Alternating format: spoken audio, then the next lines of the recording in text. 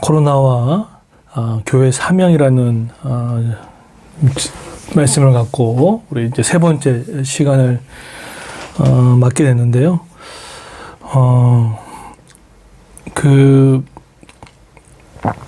요즘 같은 시대에는 코로나가 단기적으로 끝난다, 장기화가 될 것이다, 여러 가지 예측과 사항들이 있습니다. 근데 분명한 것은 이전과 다른 세상이고 이게 빨리 끝나지 않을 거라는 것은 분명합니다. 우리가 영적으로 잘 분별해서 봐야 될 것이, 우리 코로나를 갖고 정치적인 어떤 이 집단의 논리에 움직이거나 또 코로나로 인하여서 또 극단적인 또 두려움 때문에 생활을 놓쳐버린 일이 없도록 깨어있는 것이 너무나 중요할 것 같습니다. 그래서 그리스도교회 성도라면 이제는 영적인 분별력뿐만 아니라 그 영적인 분별력을 갖고 세상을 어떻게 바라볼 것인지, 또 우리의 그런 사적 신앙을 어떻게 공적으로 연결시킬 것인지를 해 나가면서 준비하는 시간이 됐으면 좋겠습니다. 개인적으로는 우리 교회가 뿐만 아니라 우리 성도들도 몸이 편한 부분이 있을 거예요. 분명히 있습니다. 그런데 영적으로는 어떤 사람 건강한 분도 있지만 영적으로는 많이 약해져 있는 분도 계실 겁니다. 저는 그걸 갖고 뭐라고 하진 않아요. 왜냐하면 강하게 있다고 하더라도 또 약해질 수 있습니다. 그래야지 이게 소중한 거구나. 몸이 편하지만 영적으로 체력적으로 준비가 또 안 되면 안 되구나. 이런 마음들이 또 이렇게 알아야 그 다음부터 귀함을 알 수 있습니다. 그래서 이때는 우리가 이런 상황 가운데, 하나님이 주어진 환경 가운데 그 대신 내가 맡겨진 일, 그것이 어떤 일이든 간에 마음을 다하는 게 중요합니다. 제가 늘 지금 계속 강조하고 있지만 마음을 다해서 하는 이 부분들이 너무나 중요합니다. 오늘 고린도전서인데요. 오늘 너무나 유명한 말씀이지만 이 말씀을 액면 그대로 받아들이기보다는 이 말씀의 배경과 문맥을 아셔야 오늘 이 말씀을 잘 해석할 수가 있습니다. 1절에 보시면, 형제들아 내가 너희에게 나아가 하나님의 증거를 전할 때 말과 지혜로 아름다운 것을 아니하나니, 그리고 4절에 내 말과 내 전도함이 설득력이 있는 지혜의 말로 하지 아니하고, 이렇게 말씀을 읽을 때 이렇게 딱 보게 되면 뭔가 사도 바울이 몇 가지를 부정한다는 느낌을 받아요. 말, 또 설득력, 지혜, 그러니까 약간 그런 뉘앙스가 있습니다. 근데 왜 이런 현상이 나오냐면은 배경을 몰라서예요. 사실 왜 사도 바울이 이랬을까요? 정말 설득력이 필요 없어서요? 그렇게 되면 사도행전에 나오는 아덴에서의 그 철학적인 논쟁을 어떻게 설명할 것입니까? 그러니까 말이 안 되는 거죠. 그래서 이 배경을 아는 게 좀 중요합니다. 이 배경은 어떠냐면, 당시 어떤 철학자들이 있었습니다. 웅변가들이 있으면 도시에 돌아다니면서 여러 선생님들이 학파 논쟁을 했습니다. 그래서 자기의 능력을 보여주고, 왜 또 그게 밥벌이기 때문에 능력을 보여주고 했죠. 그러면 썼던 단어들이 쉬운 단어가 아니었을 거라는 거죠. 그냥 인정받으려면 그 여러 가지 철학적인 거, 시대적인 상황들, 그런 부분들을 너무나 좀 화려하게 얘기를 했던 것이죠. 그게 나쁘다고 하지는 없죠. 그런데 그런 말 있잖아요. 진짜 실력 있는 사람은 쉽게 말한다고.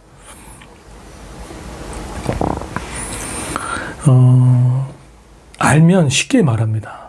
모르기 때문에 복잡하게 말하는 거죠. 그래서 사도 바울 또한 고린도 교회에서 세웠던 사람이지만 또 떠나서 왔기 때문에 그런 사람이 일종의 사람이 아닌가라는 생각을 줄 수 있기 때문에 오늘 이 이야기를 하는 거예요. 난 그들과 다르다라는 얘기를 하는 거죠. 그런데 사도 바울의 정말 결정적인 장점이 뭡니까? 이들이 이 실력이 없는가? 그렇지 않습니다. 가밀리아 문화에서 자라났던 사도 바울은 지리, 역사, 수사학, 기호학, 당시 논리학, 이것 대가였습니다. 물론 로마서를 쓸 때 조직신학적인 이 접근을 보면 사도 바울이 결코 문외한이 아니에요. 상당히 논리적이고 정확했던 사람이었습니다. 때문에 우리가 여기서 좀 인식의 폭을 넓혀야 됩니다. 이 배경을 알고 보셔야 되는 거죠. 그래서 우리가 세상의 학문에 대한 공부하는 것도 너무 중요합니다. 여러분 자신의 학문에 대해서 전문성을 띄셔야 됩니다. 그리고 세상을 읽어가는 것에 눈을 뜨셔야 됩니다.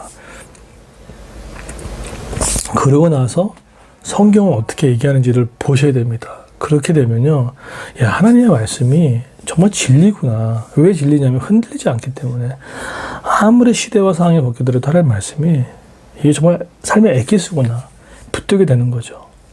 저 역시도 이렇게 일반 서적도 많이 봅니다. 목사라고 해가지고 신앙 서적 보는 게 아니라 일반 서적도 많이 봐요. 일반 강의도 많이 듣고요. 그런데 결정적으로 시대가 바뀌면 이게 이론이 바뀌는 것을 많이 경험하게 돼요. 그런데 성경 말씀은 좀 변하지가 않아요. 그래서 진리구다라는 생각들을 하게 됩니다. 근데 사도 바울은 뭘로 전한다고 합니까? 이 복음의 이 전도가 성령의 나타나신가 능력으로 전하여야 한다라고 얘기를 하죠. 사도 바울은 복음을 전하는 방법이 다 달랐어요. 어떤 때는 고린도 후서에 가보십시오. 상당히 부드럽게 접근하죠. 고린도전은 상당히 처음에는 이렇게 어루만지다가 나중에 세게 책망하고, 그러니까 복음의 변질은 변화되지 않지만 복음의 방법은 바꿔가면서 전했습니다. 이것이 지혜로운 방법인 것 같아요. 우리가 지금 코로나 상황을 맞게 됐습니다. 예배의 방식과 가정교회 모임 방식과 모든 것이 바뀔 겁니다. 바뀌어야 되고요. 저도 그것에 대해서 철저하게 준비하고 있고, 신학적이고 이론적이고 또 시대적인 분부를 준비하고 있고, 또 온라인으로 또 어떻게, 또 오프라인으로 또 어떻게 할 것인지, 주일학교는 어떻게 할 것인지, 또 다음 세대를 어떻게 인재로 만들 것인지, 청년들을 또 어떻게 섬기고 도울지, 부부들은, 또 부모는 어떤 교육을 해야 될지 온라인적으로 접근하기 위해서 기도하고 준비하고 있습니다. 여러분 많이 기도했으면 주셨으면 좋겠어요. 6, 7, 8이 한국교회뿐만 아니라 우리 교회에게도 너무나 중요한 시기고 개인적으로 중요한 시기라고 많은 학자들은 이야기를 하고 있습니다. 특별히 이 설교 듣는 분들이 계시면 6월 달에 저를 놓고 많이 기도해 주십시오. 정말 시대에 뒤떨어지지 않고 선제적 대응을 통해서 우리 성도들에게 또 뿐만 아니라 우리 청년들에게도 또 우리 자녀들에게도 우리 부모님들에게도 어떻게 해서 할 것인지 많이 기도해 주십시오. 많은 영적인 공격을 심리적으로 많이 받고 있습니다. 그만큼 이것이 복음을 전하는 툴이 바뀌고 있는 중이거든요. 어쩌면 그래서 더 낯설고 버벅거리는지 모르겠지만, 하지만 이 모든 것들이 나의 능력이 아니라 하나님의 능력으로 나타날 수 있는 방법을 찾아가고 있습니다. 그래서 교회는 우리 개인도 마찬가지입니다. 결국은 많이 알게 되면 결국은 그 많은 아는 지식이 나를 지킬 수 없는 거구나. 어느 정도 도움은 되겠지만, 그래서 우리가 이런 것을 알고 약 극단에 치우치지 마시고 문맥을 이해하시고, 또 그러나 하나님의 능력으로 살아가는, 성령의 능력으로 살아가는 우리 성도 되길 소망합니다. 아무도 보이지 않을 때 영성을 한번 잘 근육을 세워 가십시오. 이것이 실력이 될 겁니다. 우리 그레이스 교회도, 우리 가정교회도 저는 믿습니다. 우리 그레이스 교회가 하나님 나라 앞에서 잘 쓰임 받을 것 같아요. 우리 성도들에게도. 그래서 저도 여러분 보이지 않지만 제가 최고의 인재들과 최고의 사람들을 접하고 온라인 오프라인 전화하면서 잘 준비하고 있습니다. 기대하시고, 또 이것들을 통해서 정말 업그레이드된 교회, 업그레이드된 성도가 되어서 하나님의 나라의 복음과 사회적 약자들을 위해서 또 놓고 기도하는 그런 하루 되기를 소망합니다. 장소를 옮기고 또 환경이 바뀐다고 바뀌는 게 아닙니다. 마음의 중심에 하나님의 중심을 잡으십시오. 그리고 가장 약자에게 마음을 두십시오. 교회 복음을 전하는데 힘쓰십시오. 이것이 지혜로움입니다. 그런 은혜가 있기를 예수 이름으로 축원드리겠습니다.